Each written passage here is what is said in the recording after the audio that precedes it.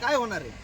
त्याच्यासाठी माझी हात जोडून यांना विनंती आहे, आणि ही विनंती शेवटची विनंती आहे. याच्या पुढचं जरा वेगळ्या पद्धतीनं असेल, मग वेगळ्या पद्धतीनं म्हणजे एकदम वेगळ्या पद्धतीनं शेतकरी काय करू शकते, रुमणे आणील काय, शेतकरी अवताचे दांडे आणील, फिंडे आणील, काही आणील, ते काही सांगता येत नाही. त्याच्यासाठी ही विनंती हात जोडून आहे. धन्यवाद. ऑफिसला आमच्या गाववाल्याच्या वतीनं DY साहेबाला भेटलो आणि जो सिंगल फेस योजना आहे आपल्या गौर आणि गौर परिसरातील ते करून देण्याचं काम ते सुद्धा करून देतो म्हणले.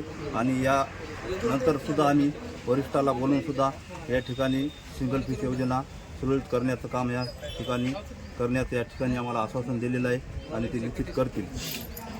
आता ट्रिप होते काल रात्रीची अशी अवस्था झाली.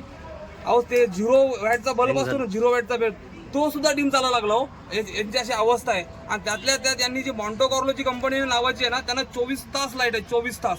आणि आम्हाला जर त्यांना सिंगल फेज द्या म्हटलं, नाही तुमचे शेतकरी आम्हाला देऊ देत नाही आहेत, पोल राहू देत नाहीत, हे फक्त कारणं सांगत आहेत. शेतकऱ्याला जर लाईट भेटत असेल तर शेतकरी काय पण करायला तयार असतो. यांचे अधिकारी आमच्या इथं वेळेवर येत नाहीत. आम्ही स्वतः परमिट घेऊन त्यांची कामं आम्ही करतो आणि पगार ते घेतात, लाखो रुपयाचे पगार. फोन केला तर आरेरावीची भाषा ते वापरतात आणि हे काय म्हणतात की तुम्ही आम्हाला आरेरावीची भाषा वापरायली. आता त्याच्यानंतर जे आमचं डिव्हिजन आहे कुठलं चुडाव्याचं, तिथल्या अधिकाऱ्याला जर फोन केला की बस सर कुणाची परमिट आहे का, लाईट कसं काय गेली, तर ते काय म्हणतात माहिती आहे का, तुम्ही आम्हाला फोन करू नका, तुम्ही तुमच्या लाईनमॅनला फोन करा. आणि लाईनमॅनला फोन केला तर लाईनमॅन काय म्हणतो, मला 18 गाव आहेत, मला का तुमच्या त्या गहूचंच बसू का. आता जस्ट थोड्या वेळापूर्वी मी DY साहेबांना, DY साहेब का त्याचं नाव मला एक्झॅक्ट माहिती नाही, त्या साहेबांना फोनवर बोलत होतो. तर ते काय म्हणले माहिती का, तुमचं गौरचं असंच लपडे काहीतरी. म्हणजे फक्त गौरचंच नाही सर, अख्ख्या तालुक्यातलं अख्ख्या महाराष्ट्राचं तेच लपडे. आणि कारण काय सांगायचं माहिती आहे का, इस्रायलचं युद्ध चालू आहे म्हणे आणि तुम्हाला म्हणून लाईट कमी आहे, आम्हाला गॅस कमी आला, हे आला म्हणून लाईट तयार होईना चालली म्हणले. आता कशाचं काही बी लावायलेत आणि आम्हाला लाईट कमी जायलेत.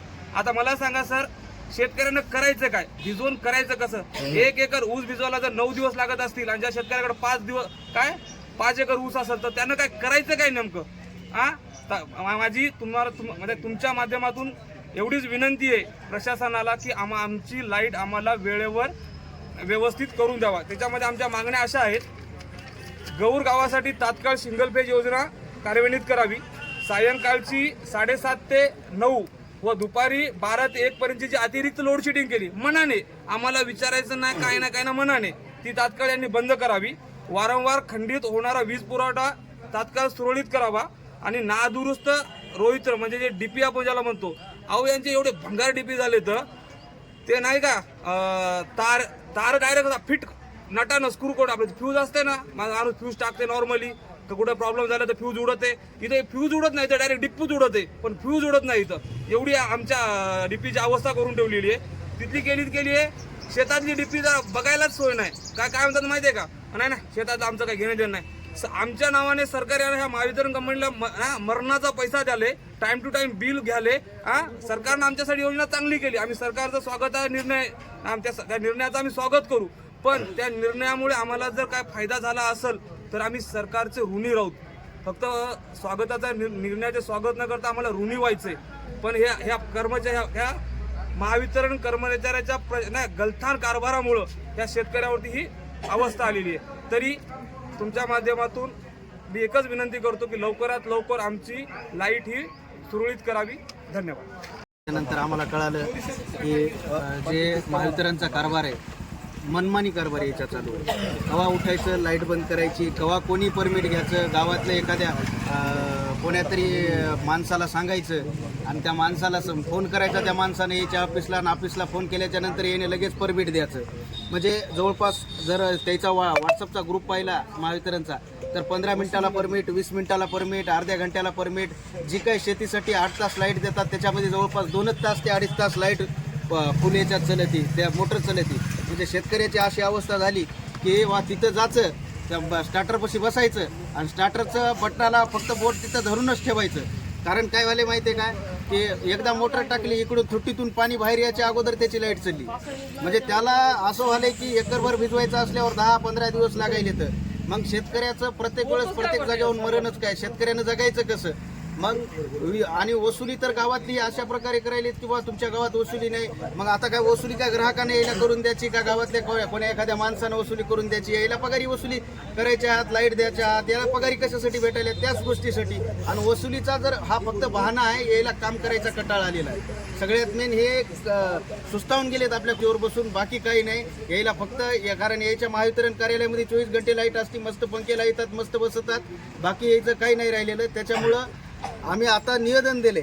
आमचं जे सिंगल फेजचं 1 वर्षापासून प्रश्न प्रलंबित आहे, ते प्रश्न सुद्धा यांनी लवकरात लवकर सोडव. हे कारण दाखवतात की ते शेतकरी पोलराव देणं, हे शेतकरी पोलराव देणं. मग शेतकरी पोलराव देणं तर मग एवढी यंत्रणा करायली काय?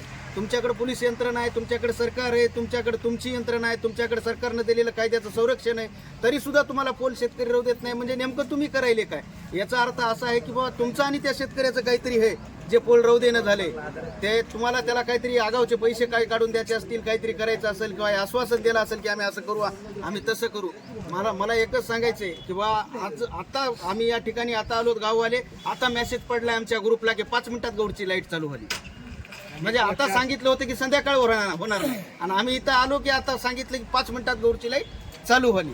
म्हणजे हे म्हणजे नेमकं काय? म्हणजे इथं याची आम्ही वाट पाहिलेत का? हे म्हणजे याच्या पुढचं बी आम्ही काहीतरी पाऊल उचलावं अशी वाट पाहिलेत का हे लोक? आणि जर यायला वाटत असेल तर आम्ही ती सुद्धा पाऊल उचलायला तयार आहोत. कारण लहान लहान लेकरं आहेत, मच्छर चावायलेत, रोगराई पसरली, काही झालं तर काही हे देणारच काय आपल्याला धतुरा काढून? कोणी काही देणार नाही आपल्याला दवाखान्यात न्यायचे आपले लेकरं आपल्याला हे करायचे. लहान लहान लेकरं, जन्मलेले लेकरं आहेत, काही रोगराई झाली तर काय होणार आहे? त्याच्यासाठी माझे हात जोडून यांना विनंती आहे, आणि ही विनंती शेवटची विनंती आहे. याच्या पुढचं जरा वेगळ्या पद्धतीनं असेल, मग वेगळ्या पद्धतीनं म्हणजे एकदम वेगळ्या पद्धतीनं शेतकरी काय करू शकते, रुमणे आणील काय, शेतकरी अवताचे दांडे आणील, फिंडे आणील, काही आणील, ते काही सांगता येत नाही. त्याच्यासाठी ही विनंती हात जोडून. धन्यवाद.